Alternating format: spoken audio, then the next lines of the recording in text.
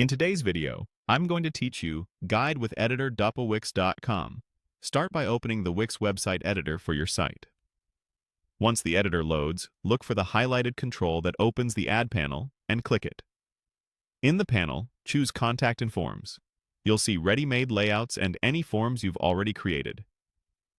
If the panel closes at any point, just reopen Contact and Forms from the same highlighted area. Use the highlighted option to browse the styles. Then, if you'd like a fresh start, select Create New Form. If you already have one you love, choose Add Existing Form instead. Select the form from the list, then click the form card again to confirm and place it on the page.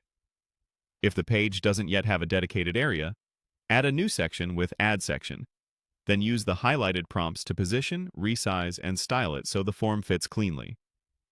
With the form selected, choose Edit Form. Use the highlighted controls to add or remove fields, change their order, and tweak labels and placeholders for clarity.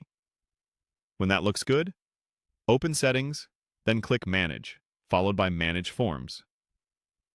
Pick your form and click Edit to adjust its deeper settings. Next, head to Submissions to check where entries will be stored and to verify everything is being captured.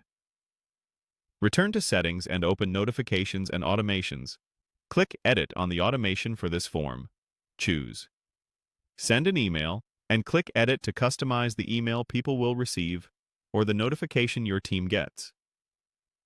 Type into the highlighted areas to set a clear subject line and message. Save your changes. If you're prompted to name the automation or confirm recipients, fill in the highlighted fields. Click Confirm and save again to lock it in.